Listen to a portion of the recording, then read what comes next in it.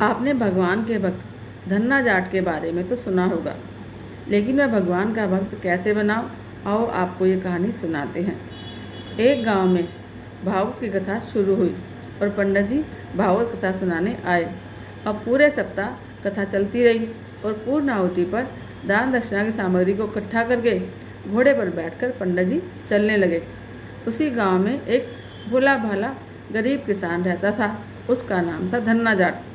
अब धन्ना जाट ने पंडित जी के पैर पकड़ लिए और बोला, पंडित जी महाराज, आपने तो कहा था कि जो ठाकुर जी की सेवा करता है उसका बेड़ा पार हो जाता है।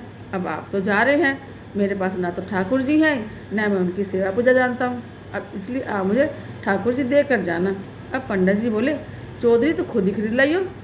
अब धन्ना जाट ने कहा कि मैंने कभी ठाकुर जी को देखा नहीं तो कैसे लाऊंगा। अब पंडित जी को घर जाने की जल्दी थी, माल मत्ता जो मिला हुआ था। उन्होंने अपना पिंड छुड़ाने के लिए अपना भांग घोटने का सिलबट्टा उसको दिया और बोले, ये ठाकुर जी है, इसकी सेवा पूजा करना।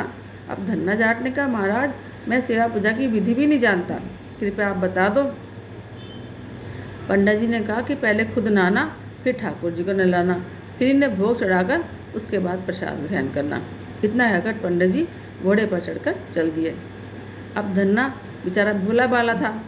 पंडित जी ने जो कहा उसी के अनुसार सिलबट्टे को ठाकुर जी मानकर अपने घर के मंदिर में स्थापित कर दिया।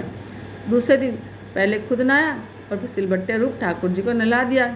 अब विधवा माँ का बेटा था, खेती बाड़ी भी ज़्यादा नहीं थी, इसलिए भोग में अपने हिस्से का बाजरे का टिक्कड़ और मिर्च की चटनी रख दी और ठाकुर जी से धन्ना ने कहा कि पहले आप भोग लगाओ, फिर मैं खाऊंगा। अब ठाकुर जी ने भोग नहीं लगाया तो बोला, पंडित जी तो धनवान है ना, आपको खीर पूड़ी और मोहन भोग का भोग लगाते हैं, तो मैं तो निर्धन जाट का बेटा हूँ, इसलिए मेरी रोटी चटनी आपको अच्छी नहीं लगेगी, तो आप भोग लगाने क्यों आओगे?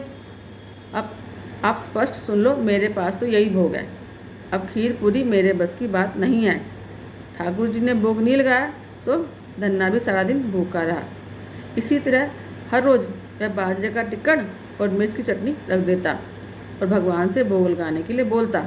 अब ठाकुर जी तो पसीज ही नहीं रहे थे। अब यह 6 दिन तक चलता रहा। छठे दिन धन्ना बोला, ठाकुर जी, चटनी रोटी खाते हुए लाज आती है क्या? आप कहो तो मैं आंखें बंद कर लेता हूँ, फिर खा लेना। अब ठाकुर जी ने फिर भी भोग नहीं लगाया। अब धन्ना भी भूखा पैसा था।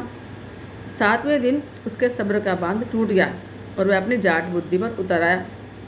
अब फूट फूट कर रोने लगा और कहने लगा कि सुना है आप दीन दयालु हो, पर आप भी निर्धन की नहीं सुनते हो। मेरा रखा हुआ टिक्कड़ और चटनी आप नहीं खाते हो, मत खाओ। अब मुझे भी नहीं जीना है। इतना कहकर उसने सिलबट्टा उठाया और सिर फोड़ने को तैयार हो गया। अचानक सिलबट्टे में से एक प्रकाश निकला और धन्ना का हाथ पकड़कर बोला कि देख धन्ना, मैं तेरी चटनी और टिक्कड़ खा रहा हूँ। अब ठाकुर जी बाजरे का टिक्कड़ और मिर्च की चटनी मज़े से खा रहे थे। जब आधा टिक्कड़ समाप्त हुआ तो धन्ना बोला, क्या ठाकुर जी, मेरा पूरा टिक्कड़ आप खा जाओगे? मैं 6 दिन से भूखा हूँ, मैंने कुछ नहीं खाया, मुझे भी दो आधा टिक्कड़। ठाकुर जी ने कहा, तेरी चटनी और रोटी इतनी स्वाद है, तो दूसरी खा लेना, ये सारी मैं खाऊंगा। अब धन्ना ने कहा, प्रभु, माँ मुझे एक ही रोटी देती है, यदि मैं दूसरी रोटी लूँगा तो माँ भूखी रह जाएगी। अब प्रभु ने कहा, फिर ज़्यादा क्यों नहीं कमाता, ज़्यादा बना कर लाया कर। धन्ना ने कहा, छोटा सा खेत है और मैं अकेला हूँ। ठाकुर जी ने कहा, फिर खेत जोत ले। तो धन्ना बोला, प्रभु मेरे पास बैल थोड़े ही हैं, मैं तो खुद जुतता हूँ बैलों की जगह। अब ठाकुर जी ने कहा, नौकर रख ले।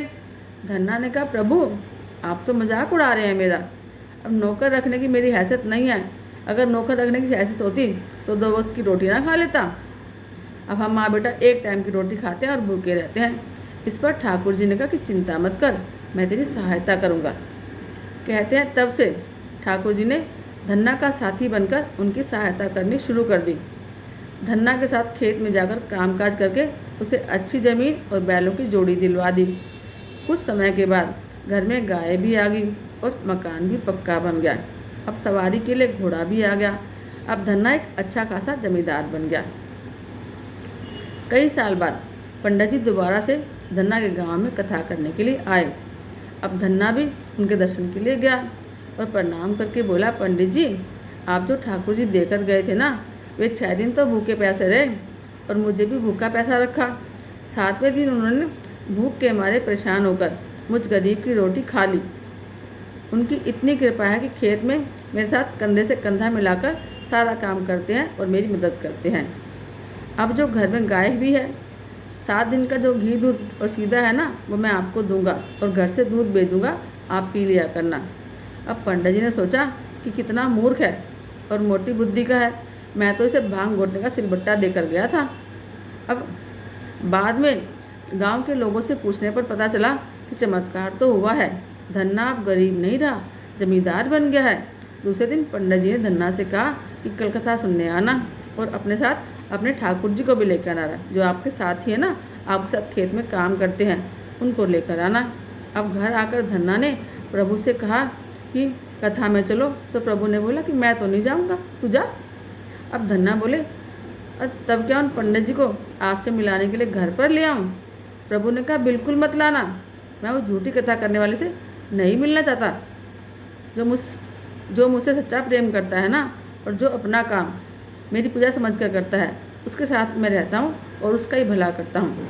सत्य ही कहा गया है कि भक्त के वश में है भगवान, भक्त के वश में है भगवान, भक्त के वश में है भगवान।